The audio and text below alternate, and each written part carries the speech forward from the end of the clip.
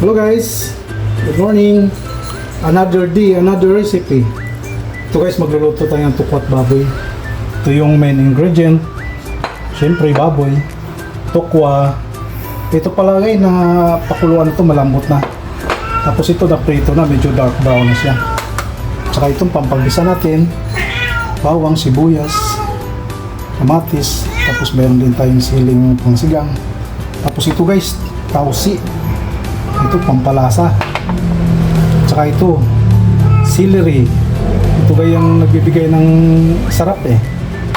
Tapos ito guys yung mga sangkap natin pampalasa. Sige ba guys, magluluto na tayo. So ito guys, magbibisa na tayo guys. Nandiyan na yung bawang, sibuyas, saka kamatis. Lagyan natin yung ating main ingredient. Kailangan kasi guys, kasama sa gisa yan para malasa.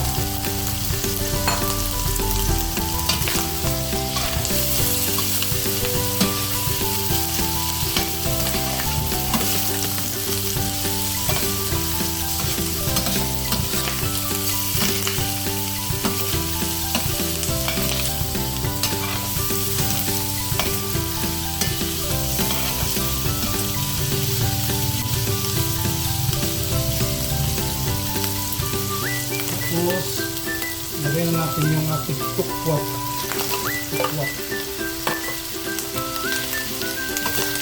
Para kasama sa gisa.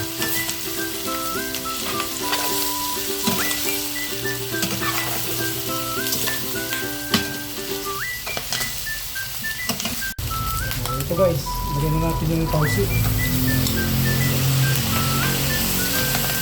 Yung nabigay lasa.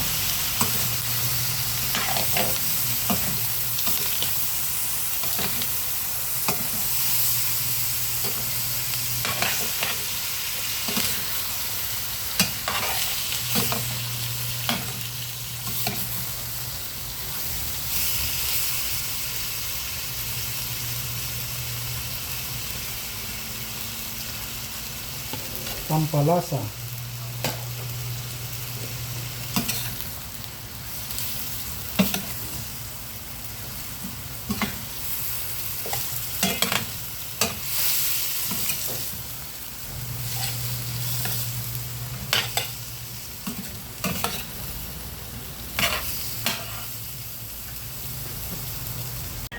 Ito guys, lagyan natin yung pinakahuling panghalo natin, siling pansigang para may kunting anghang naman. Tapos itong pinaka-importante guys, ang sarap nito. Ayan. Ang pabawas ng dugo pa yan, celery.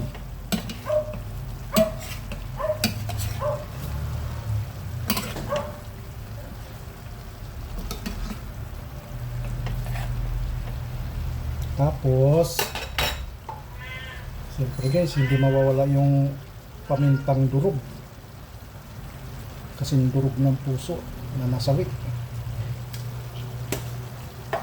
Siyempre, itong pampalasa, mula pagkabata hanggang ngayon, tinatangkilik pa rin ito.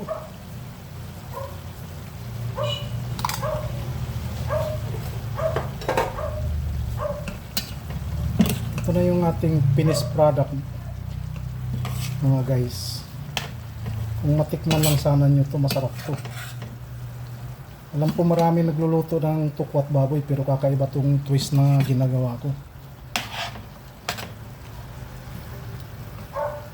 Yan na guys, yun na yung finished product natin. Thank you for watching.